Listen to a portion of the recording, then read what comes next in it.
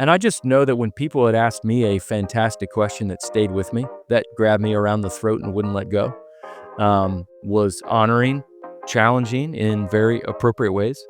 I thought, man, that's a gift. Okay, if that's a gift to me, how can I turn that and how can that be a gift to other people? And so those social experiments led to some really rich conversations.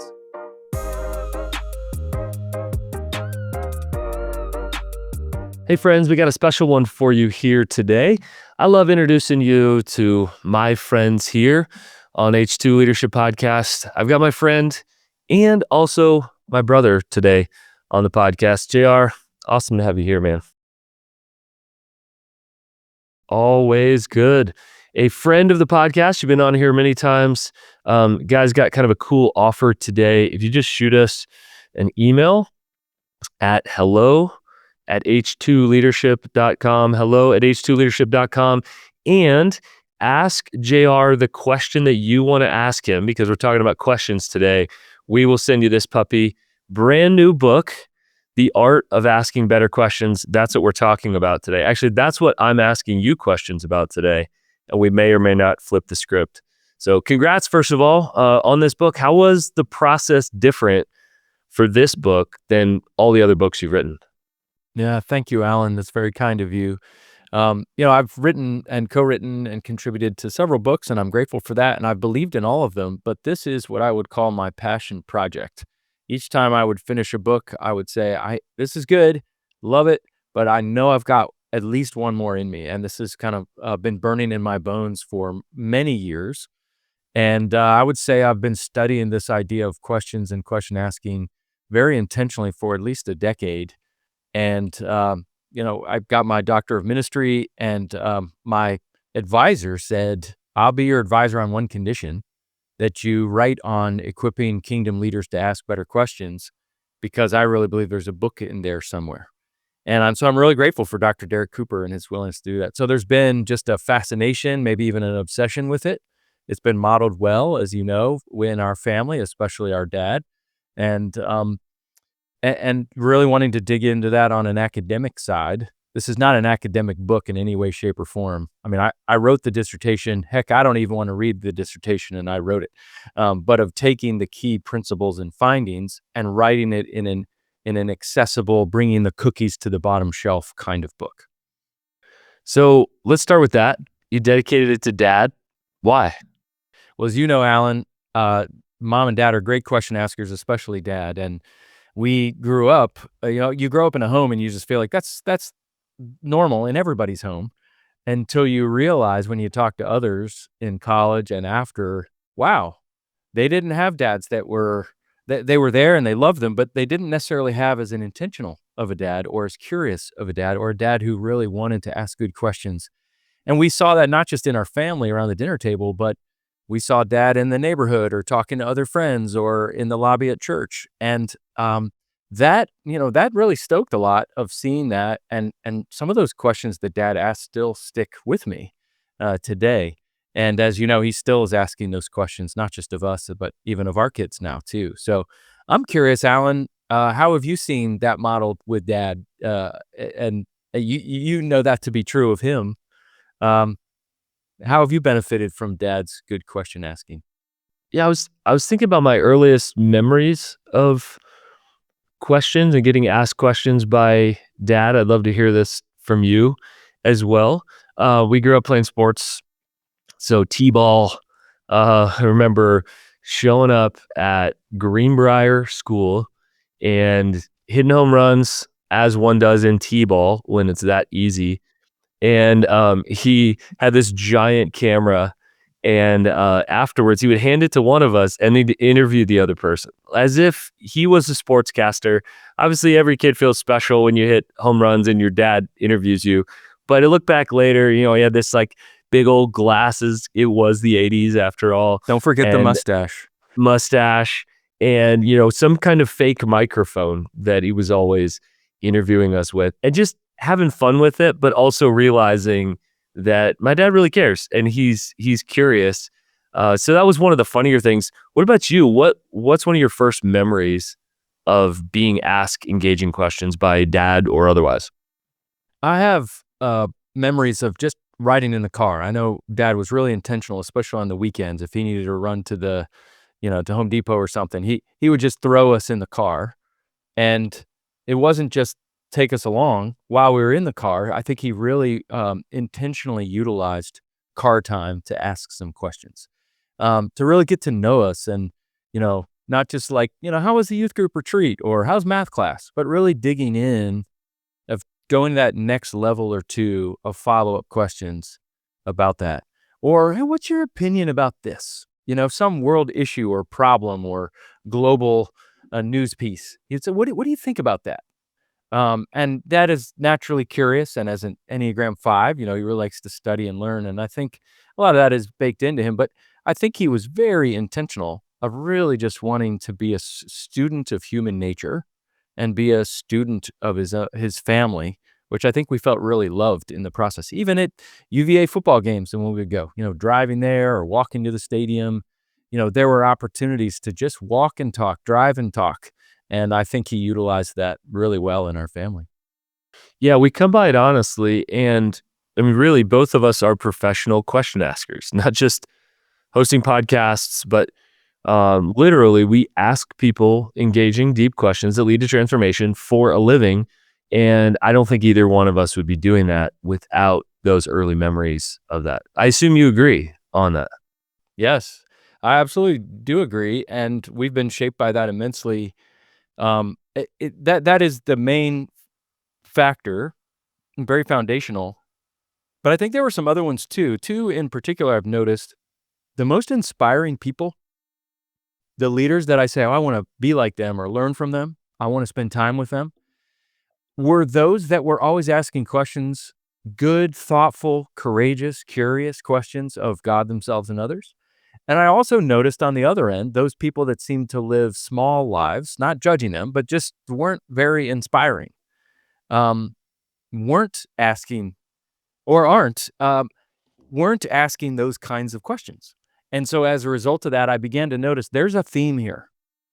The really inspiring people are those are asking these types of questions, and those that aren't, that's not something that interests them or that they think is a high value. So that was the second thing. And then the third thing was just noticing the amount of questions that Jesus asked. We know him as the way, the truth, and the life, and he gave lots of great answers. But one of the questions that struck me as I was reading the Gospels, we study his miracles, we study his parables, we study his healings, we study his teachings. Why don't we study his questions? And one of the things I began to notice was I'm just going to circle every question that Jesus asks. And as I realized that, I thought there are way more here. And then I began to ask, who did he ask? Why did he ask? Where did he ask? And ultimately, what sort of transformation happened as a result of that question being a catalyst for some sort of discovery or change? And once I realized that, I said, wow, this needs to be explored some more. So I think dad noticing the theme between inspiring people and those that maybe aren't as inspiring, and then also the questions of Jesus, or what that the confluence of those three streams came to a river of an obsession of wanting to dig into this idea of question asking. When did you fall in love with questions? I think again, just watching and observing others, but I think that even just beginning to try that out in my own life of realizing, wow, it really works. When there's just a little bit more intention, 5 or 10% more, these conversations are richer, they're deeper, they're more meaningful, they're more interesting. They push me in my thinking. I feel more connected to people. And so that's when I began to say, I'm just going to experiment with this. And the experiments kept bringing up really good data in life with just having conversations with people. And I just know that when people had asked me a fantastic question that stayed with me, that grabbed me around the throat and wouldn't let go, was honoring, challenging in very appropriate ways, I thought, man, that's a gift. Okay, if that's a gift to me, how can I turn that and how can that be a gift to other people? And so those social experiments led to some really rich conversations. I was thinking as I was reading this that if you are a young man and you're trying to find your wife, like you better learn this art. And again, we came by it naturally. And I think that different people have a different level of curiosity, but everybody can learn how to ask better questions. Like, it literally is a skill you can learn to ask. We could have pocket questions. You could have them on your notes app, on your phone. But if you are a young man, and first of all, you're wondering, how do I find a wife? Secondly, how do I continue to date my wife? How do I continue to have conversation? I was just in Oregon last week with Julie, and we had so much space. So we're asking each other questions we haven't asked each other in years because of life and kids and rides and busyness. And so it was an interesting thing to me to say, this could have nothing to do with your professional life. If you want to be an interesting person, be an interested person. And what I love is it's a lot of the why, a lot of the how we actually moved to this posture, and then actually a lot of the what. There's some great questions in here. I'm curious, what's a question, JR, that is stuck to your heart or soul like Velcro that somebody's asked you over the years? I think the question that I've been thinking through the last several years is, why is it that the more right we think we are, the less kind we think we have to be? That's always a place of conviction for me, of really wrestling with that. On a very trivial side, I've never said this publicly. On a very trivial side, I've wondered, why do people back into parking spaces? Quick escape, I think. I would say everybody's got a different answer to that. But yeah, I think there's quick escape. Like, maybe we watch too many movies where we're peeling out. I don't know what's going on. I know that seems trivial, but it is an interesting conversation if I'm curious enough to ask people of how they think. And now there are exceptions. I think EMTs need to back in because I want them to escape and go to a scene of an emergency quickly. Number one, if you've got a big truck with a big back, you don't want it sticking out. You want to stick over the sidewalk. I'm fine with that. Pulling into a sporting event, would you pull out in a crowded parking lot when the game's over? I get it. But everything else, I just struggle with that. I know that's trivial, but that is one that continues to baffle me. So you got the serious and the trivial. But I do think there are important questions to wrestle with. There is one that I talked with a leader, a mutual friend that you and I know. And he had heard this question from someone else named Jeff Vanderstelt, and it had stuck with him. And then he passed it on to me, and it stuck with me. He said, "Do you want to impress Christians, or do you want to look like Jesus?" And that messed with him. And since he shared it with me, that's been messing with me. And so that's one of those that I'm going to be wrestling with that for quite some time. So those are a few that have stayed with me over the years. Yeah, it's good. I love the story of Darryl Davis in this book. So just tell people about Darryl Davis, this fascinating dude. Yeah. Darryl Davis is a semi-famous jazz musician, but he has a really interesting hobby. And his hobby is to collect KKK robes from former members of the KKK. What makes it very interesting is Darryl Davis is African American. And you think, what in the world? How does that happen? He reaches out and he befriends leaders of the KKK, and he gets to know them. It's fascinating. There's several articles on this, a documentary about his life. But there's one question that really cracks things open when he sits down with a member of the KKK. And he says, "How can you hate me if you know nothing about me?" And oftentimes people, those KKK leaders, have no response. And so here he's got now over 200 Ku Klux Klan robes in his closet that he hopes one day to open a museum to be able to talk about how to have these conversations and to really preserve history. And he's become great friends with these KKK leaders who have gone on to leave. He has the robes because they leave the Ku Klux Klan and then they donate their robe to him. And so I just love that a whole thing opened up because he asked one question: how can you hate me if you know nothing about me? It's an arresting question, one of those that'll mess with you. What's interesting is the bar is so low right now for asking questions that you don't even have to be a great question asker to stand out. You just have to be a pretty good question asker to stand out. We struggle to ask good questions. Why? Why do most people struggle to ask good questions? Yeah. We don't have a shortage of information, as you're saying. We actually we have a shortage of wisdom, curiosity, and wonder. And so what's needed is that desire and the ability to be able to do it. And in fact, I don't think there's a single area of our lives where improving the quality of our questions will not improve our lives. So I'm absolutely convinced of that. I think there are several obstacles that we're up against and why asking questions is so difficult. Number one, we just live in an attention seeking age. It's often called conversational narcissism. You know, how many times do we sit through a conversation or go to a party or have a lunch meeting and leave and go, I don't think anyone asked me a single question. And so it's, it's sort of the joke is like, enough about me. What do you think about me? Right. So that's the culture that we live in right now. But I think the second one is there's the trap of expertise. The more we know, the less we'll ask because we think we know. And because if we already know, why would we ask questions? There's also a perception that it's inefficient, right? We live in a productivity oriented world. Let's go, go, go. Questions can seem inefficient and slow the process down. It's also modeled poorly. We live in question deserts, just like there are food deserts. We live in question deserts. Then there's just a lack of genuine curiosity. Sometimes we just simply don't want to know what other people think. I think sometimes we assume erroneously that people don't want to be asked. Sometimes people don't. But we live in an age where the former attorney, not attorney, surgeon general, um, has said it's an epidemic of loneliness. People are hungering for people to ask them questions, and we assume people don't want to be asked. And then there's also a fear of what we might find out.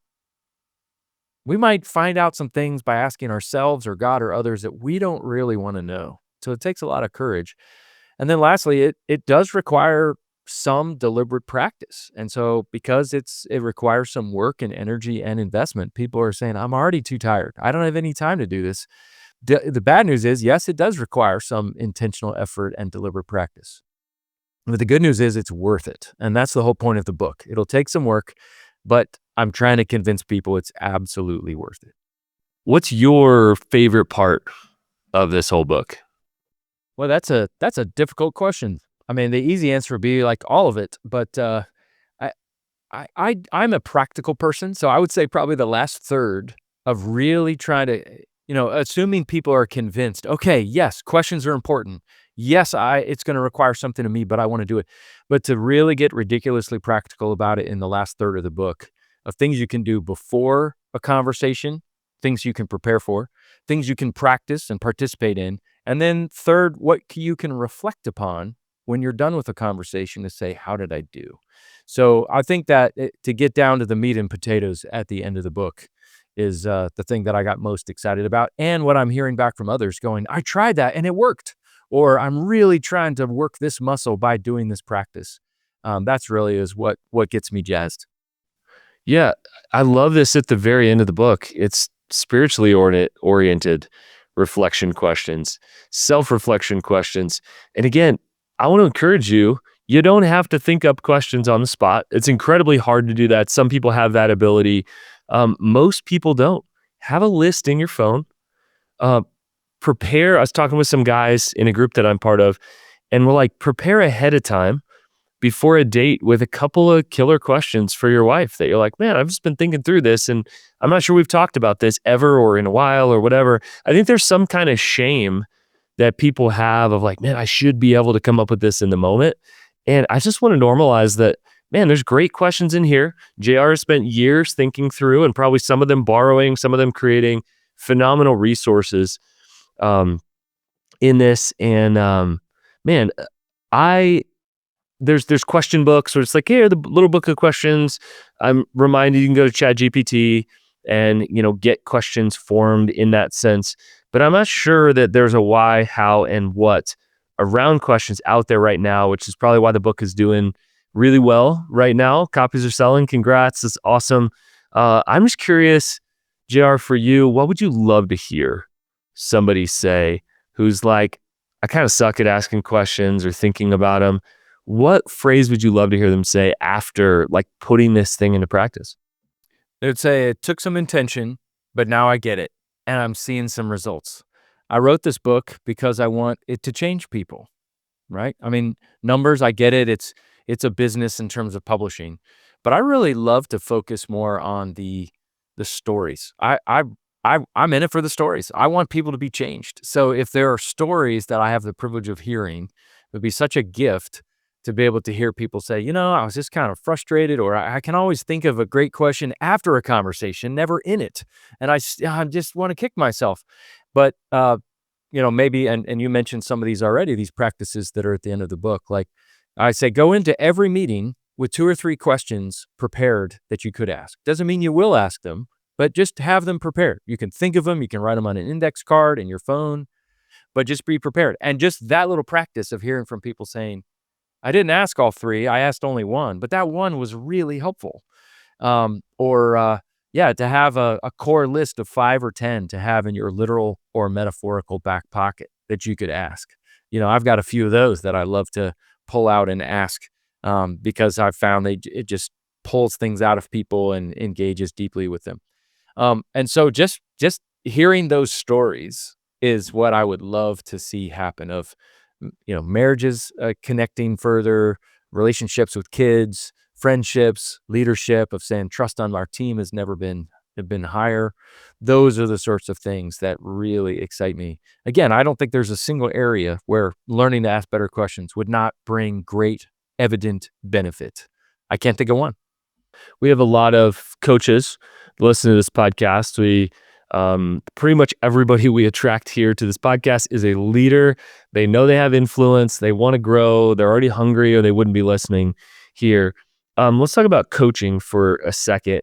You have a killer question or two that you love to ask as a coach?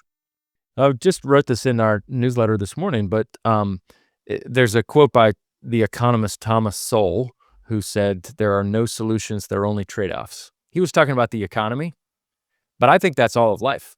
And so one of the things I'll do is I'll quote him, and then I'll say, okay, if there are no solutions, but there are only trade-offs in this leadership situation or this dynamic, what trade-off do you want to live with? What trade-off would be wise? So that's the big one. Another one that I use regularly is, if you say yes to this, what will you also have to say no to? There are lots of lowercase c challenges that exist. What is the capital C singular challenge that we're trying to deal with? Because it's easy to hack at the leaves, but in coaching, we want to get to the taproot. And so to me, what is the capital C challenge that exists right now? And then I think even just the very simple but very primal and personal question, what do you really want here? Not what do you want, but what do you really want in this situation? And I think that can just be those can be clarifying, challenging questions. What about you, Alan? What are some of your favorite go-to coaching questions? What do you do when you don't know what to do? I like that. How would I know that you're stalled out, essentially? And sometimes people don't even know how to answer it. And so I like to let people sit. 10 seconds feels like a minute sometimes, but just let them sit in it. What's the good life for you and your family 3 years from now? Describe it in detail. And it kind of disarms people. I don't know, something about 3 years seems to be long enough. Something about 5 years seems to intimidate us. So I don't know, it's just something about that sweet spot. And then borrowed this from somebody. Who were you before the world told you who to be? And I coach so many men in midlife who need to return to boyishness in a good way and playfulness, and have just gotten so serious. A guy told me the other day, the zinger from his wife was, I don't remember the last time I saw you laugh. And he was just like, oh, and so that was for him, that return to boyishness, of what have you just neglected along the way that you would love to go do again. And that's, I love hobbies. I love outdoor experiences, things like that. So anytime I can get into sort of hobbies and tap into that, I love it. 2 more questions for you, and then we're going to kind of flip the mic in some cool ways. What about spiritual caretakers, pastors, spiritual directors, those walking other people on a spiritual journey? You have 1 or 2 questions for them right now? Yeah. I was a part of a small group of people for a few years, and all we did was ask 2 questions. We got together, we would read a passage of scripture, and we'd say, what are you hearing from Jesus? And then number 2, What are you going to do about it? You could alter that in some way. What's the invitation from God in this situation? And how could we respond? But the idea is listening and sensitivity first, and then response and obedience second. Then when we got back together that next week, all we asked was the question, did you do what you said you were going to do that you received from Jesus? And sometimes it was confession. No, I didn't. And sometimes it was celebration. Yes, I did, to be able to walk in obedience. And so to me, it's always, what is the invitation from Jesus? We never initiate anything. God is always initiating. It's what is our response to that? And so that's an important one. I think for me, Alan, I'm not. My default setting is not joy. I wish it were, but it's not. And so I think a question that I'm asking myself and others is, how can I cultivate joy? Not manufacture, but how can I cultivate spaces and practices and opportunities for joy in my life? I just think this is a season with so much division and polarization that's happening, that I think joy is a beautiful gift that we can give to the world, to each other, and ourselves. Well, it's from the Lord, but we can experience it and receive it, and then share it with others. Yeah, that's good. And then kind of last group of people, I coach a lot of business leaders. These are challenging times with the economy, with leading teams, all of it. A couple of questions would be helpful for business leaders right now. I think the important one to ask business leaders, because efficiency is such a high value, is actually to ask themselves, am I willing to be inefficient in the short term if it led to effectiveness in the long term? And so, in business, so much of it is about trust, right? Business is about asking, right? Especially in sales. Will you buy this? Do you want this? Can I help you with this product or this service? And so, what does it mean to, how can I deepen trust? How can I be clear? And what big ask can I make? What is my CTA? What is my call to action, right? Some of these are very basic for business leaders, but I think the inefficiency piece, that's often where there are question deserts, because it's like, no, we got to get it done. We got decisions to make. Let's go. Yes, that's true, but we have to make sure that we're pointing our arrows at the right archery target, because if not, we're going to hit a bullseye on a target that we weren't shooting at. And so that's I think an important one is, can I ask questions and think about things thoughtfully in a way that would be inefficient short term, but very effective long term? Good stuff. Love it. All right, perhaps the most dangerous question I'm going to ask today. What questions would you like to ask me? Yes, very, very important. I'm really excited about this. So I'm curious, what is a question, Alan, that someone has asked you that has had significant implications on your life, even if it was several years ago? Yeah, what dream have you given up on that you need to pursue again? That's good. That's good. So, Alan, you and I are professional question askers. You mentioned that earlier. How do you assess your own question asking posture? I mean, how do you know if you're a bad question asker, a good one, a great one? And I think as you reflect on that, I hope your listeners are reflecting on that too. So by what metric are you evaluating if you're a good question asker or not? Yeah, I've got an internal, hard to measure, external, easy to measure. Internal, am I curious, or am I just quickly seeking an answer? If I'm curious, I want to meander. I want to go deeper. I find myself not looking at the clock. I don't have a question after the question. It's not like Pele with like seven passes ahead to the goal. Like, I just don't know where this is going. It's just that meandering. And then generally it's, whoa, an hour and a half has gone by, and we've just kind of volleyed back and forth here. And then yes or no. If I'm just asking yes or no questions, it can, again, can be efficient, but not effective. It says, ooh, man, I'm asking short questions just to get to that. How long is our conversation going? So that's sort of the external one for me. You know, those nights when you just get lost in conversation and you're like, man, that was 2 hours over a meal.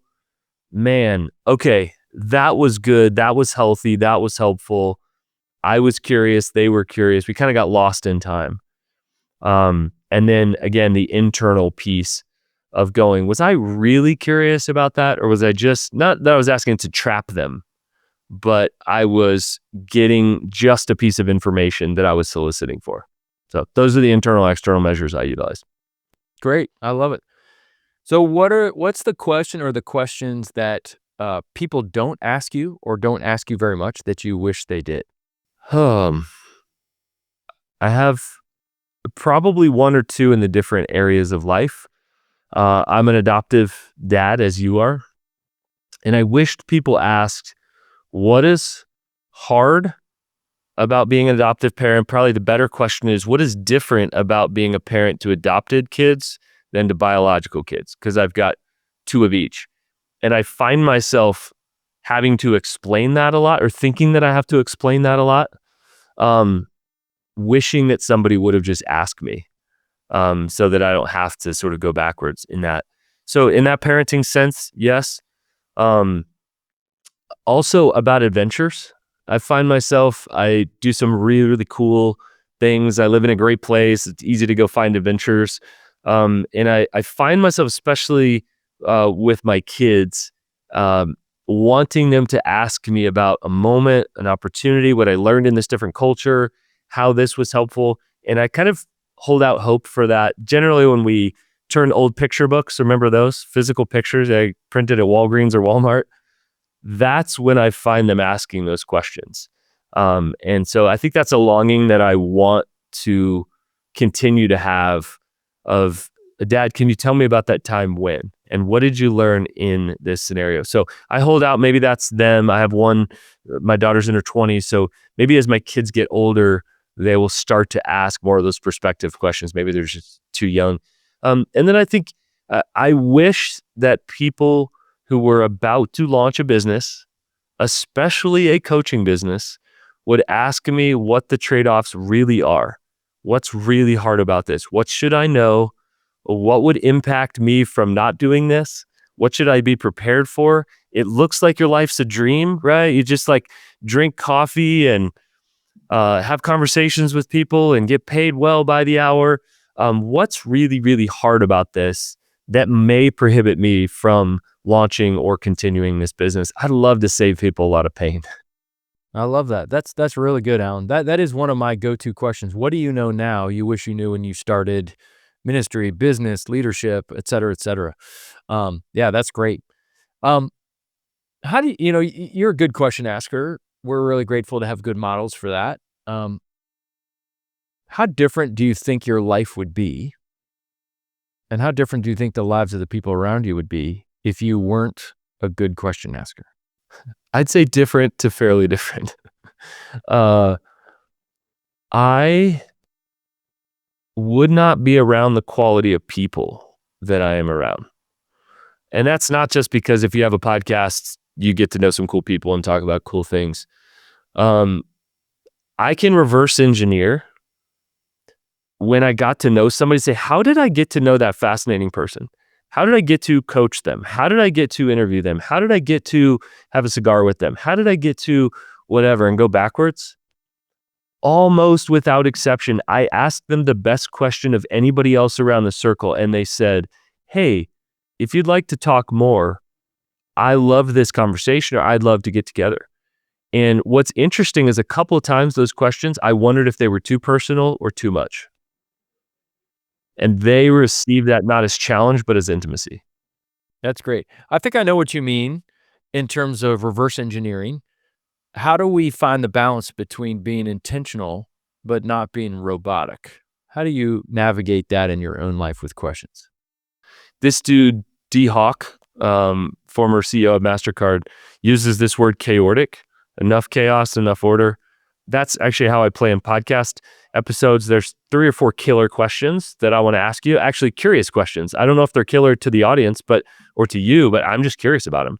So I have about half the questions, and then there's space in there. So I like that freedom. I'm an Enneagram 7, so I like some elbow room. But the reality is we just don't do well with a blank page. and we can kind of lock up or freeze up in the moment. Oh, I forgot to ask that question. So I like a couple of go-tos. And that's maybe even before a date or even a conversation. Maybe that feels weird that I go to a lunch conversation with a friend, a couple of questions, but I don't think it's actually weird. I think it's valuing to say, hey, it's obvious you're succeeding right now in business and in leadership. Why are you getting this momentum? Like, I want to know selfishly, you have something that is not popping for me. Your kids are 10 years older. What should I be thinking about right now? Whatever. So I think about half of the questions pre-planned, and then space. I find when I don't plan any, it just kind of meanders. I don't value that person enough. And when I have it all planned, then it feels robotic for me. I'm going to throw that one back to you. What about you, man? How do you strike that tension? Heather Holloman, who teaches at Penn State, she said she wrote a great book called The Six Conversations. And in it, she said questions basically have two purposes. It's for clarity and engagement. And I think if I can think through being strategic and intentional in those two areas, they're almost different approaches, right? For clarity, it's I want to learn about a subject. I want to learn about, hey, it could be as simple as what time's the game tonight? Oh, okay, 7:30. But as far as learning a new topic, learning a new skill, those are a different way of being intentional than it is sitting down with someone who I'm trying to connect with relationally. And so to me, if I can just have the wisdom to just say, what kind of approach am I taking? Is this more a question for clarity, or is this more a question of engagement? Or I might even use the word connection. And it could be connection of a new idea, connection with a person, with a group, with a team. And so for me, that's important. And I think the most important, one of the most important questions leaders can ask, anyone can ask before we open our mouth to ask a question, is to ask ourselves, what's my motive? If my motive is to appear brilliant or funny or wise or powerful or whatever it might be, people can read through that fairly quickly. But if the goal is to be curious, to be hospitable, which I think questions are hospitable as we extend hospitality to others. If it's kind, if it's curious, and I think if that can be the first thing I think about, what is my motive, then it won't be trying to manipulate or control a certain situation or a certain group of people or perception. So that to me, those are some anchors in the ground that I think are important for me. That's good. All right. One more for me. And then I got a question I hope you haven't been asked, maybe ever, or at least in a while. Wow. Okay. All right. So I'm curious too with we talk about joy. What are some of the greatest joys you're experiencing in this season? And then maybe I can flip that. What are some joy blockers that you experience as a leader? Watching my kids grow into themselves in this season is really, really fun. Two quick examples. My daughter is incredibly bold. You know that. When you name a kid Mercy, you should know what's coming. And she is so bold, and she doesn't even know it. That's just how God put her together. So just watching her step into her boldness. I'm going to be going with my oldest son to Japan after he graduates, and starting to see him get curious about another culture. And he is a very self-protective kid. He's not an adventurer really, but to see him get curious about another culture is getting me excited as one who didn't think much about Japan ahead of time. And then watching my son, my younger son, just learn about discipline, and he's wanting to read Atomic Habits right now. He's starting that and just like growing into who he's going to be. So that is bringing me a ton of joy.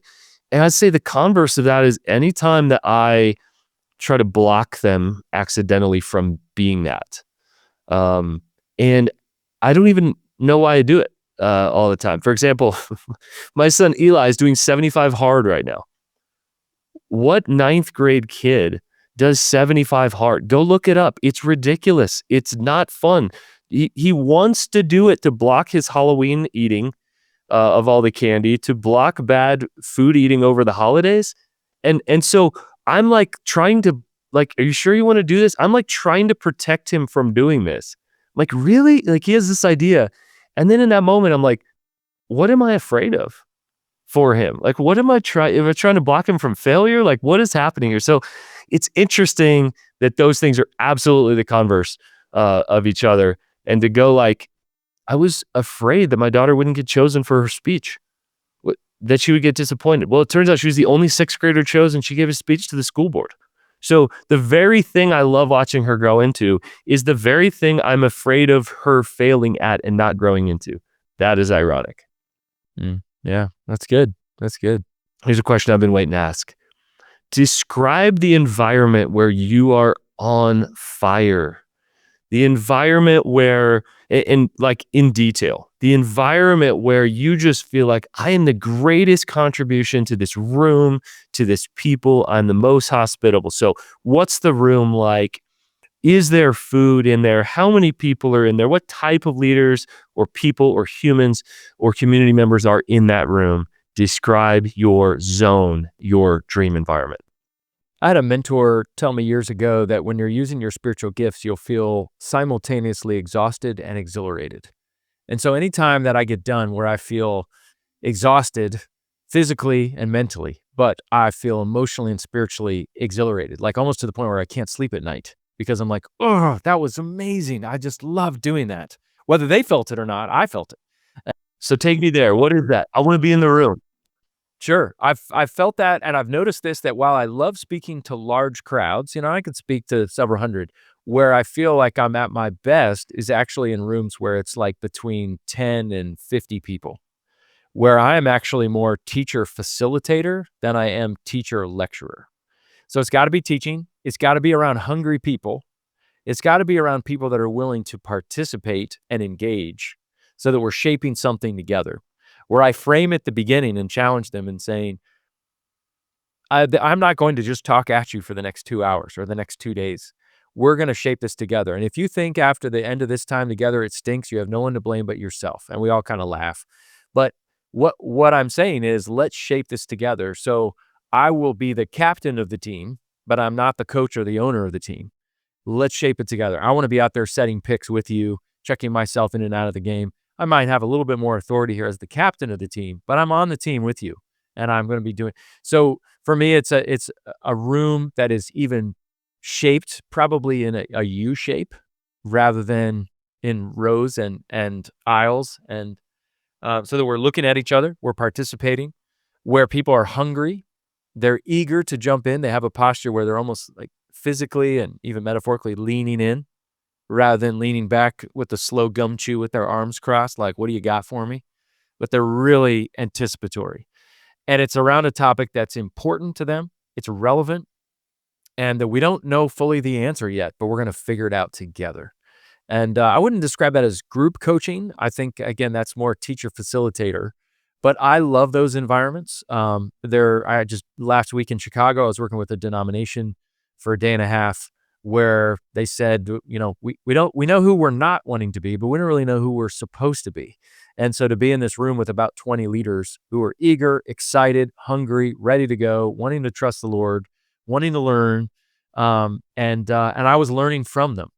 Of the strengths finders, learner is my number one. And so if I can teach and facilitate, but also learn from other people, that's a beautiful thing. So I think anything from half a day to a week, where I've got hungry people from about 10 to 50 people, mostly young adults to adults who are leaders and who really want to make a difference. That's when I feel like I'm at my best. I lay my head on the pillow and go, I'm so exhausted physically, but I am so energized that I get to be a part of something like this. That's what I love. Yeah, thanks for taking us into that room. What's interesting is with success comes options. And if you're listening or watching, you may not view yourself as highly successful, but there's a level of autonomy that you can have, i.e., you can make some of the choices. And I find myself helping people plan the experience that I am coming to. And I love that because they're like, well, what about this? And I'm like, oh, like don't do rows. And what about round tables? And I just think we have underthought and undersold environments, because when I walk into the right environment, I come alive. And it's the difference between me doing a good job. I'm always going to do a good job, right? I'm going to prepare well and try to steward that opportunity versus like, boom, I'm fully alive in that zone. Those environments actually change me as I change others. All right, we've gone long today. Sorry, not sorry. One more question I do want to throw out. I get a lot of questions, as you do, from people who want to publish a book, people who maybe write, maybe dabble, but want to be an author. Give me the 3 or 4 things that it takes to curate, collect, create, I was looking for another C, and publish an amazing book. What does it take? A long runway and a lot of time. Alan, you know this, that oftentimes people look for like the secret or the trick to getting in shape or, getting stronger. And it's like, it's not that complicated. It's just few people want to put the work in to do it, right? It's you eat well, you sleep well, you stay hydrated, you work out, you lift, and yet people, but what's the secret? I want the diet plan. And so I think a lot of it is just, you sitting your butt in the seat and writing. A lot of people say the muse shows up when you stick your butt in the seat and you just start writing. And so having a regular practice, I do think it's important to differentiate for people. Do you want to write or do you want to be published? Because I think those are two different answers. Writing, anybody can write. And with Substack and Medium and, your blogs and social media and LinkedIn, there's all sorts of ways you can do that like never before. You couldn't do that 25 years ago. So I would say look for opportunities to write, and it could be your local, PTO newsletter. It could be your church newsletter, your website, but look for ways that you can write. Publishing, that's a little bit of a different beast because, as you know, you don't just write it and go, "Here, world, have it." There's a lot of time of building tribes, as Seth Godin says, of building people that get excited about this, that can help spread that virus of your idea to other people. And so, yeah, but putting the work in. A lot of people think I have an idea. I would say workshop it. Workshop it. That's really important that you workshop it. It could be over a buddy over coffee, or it could be with a formal group of people saying, I have an idea. There's a book, I think the author's name is Kirkpatrick. It's called The Mom Question. And you just throw it out, but you don't say, I have a book. I have a book idea. What do you think? Well, people are going to feel like, well, I don't want to squash your dream. So he said, don't tell them you're writing a book. Just say, I have an idea. Here's a thought. Do you have any thoughts on that? Or what do you think about that? Is that relevant? Get anything to add to that? Do you disagree with that? And so I think if there are any ways that we can workshop it, I think it can be incredibly helpful to refine. I'm continually refining, even though the book's out, I'm still refining the message as I'm workshopping that with other people. So write, don't give up writing. If you want to write, make sure you write, not just want to be published, workshop it. And then also create a team of feedback, a team of readers that can really press in to help you refine that. Even before I send it to an editor, even my first draft, I'm sending it to a group of people to say, tell me what 20% of this chapter should be cut. Where did I lose you? Where did you yawn? Where did your eyes skim later to the page or to the chapter because where did I lose you? What 30% of the book should I absolutely keep? Do not cut, JR. I want to hear from them. What stories worked? What didn't? How was my tone? And I want them to rip that apart because I trust them. I know them. I know they believe in me. But feedback is the breakfast of champions. And I'd rather hear the feedback now than after it's published. And then later I go, oh, you're right. Oh, man, I wish I did that, but it's too late. The book's already out. So I want the feedback before it. You can change it now. Exactly. So those are a few things that I would encourage people who are thinking about writing. Love it. Love this conversation, JR. I've told you this. I've shared this before. This was the book you were destined to write. And I don't know anybody else who should have or could have written this book. So really fun to see it out in the world. We've been talking about this thing for years, one of the challenges of publishing, but I'm sure it's been refined in the process. You are listening and watching. You're curious, something in JR's life, leadership, authorship, coaching, any of it. Whoever asks us the best question via email will get this puppy sent to them. And so if you can, just send the question you are burning to ask JR. That's hello at h2leadership.com. Just say, I've got a question for JR. Hello at h2leadership.com. JR, love it. Tell the family I said hello. So good to have you on the podcast. Thanks, Alan. Really appreciate it. Always good to be with you.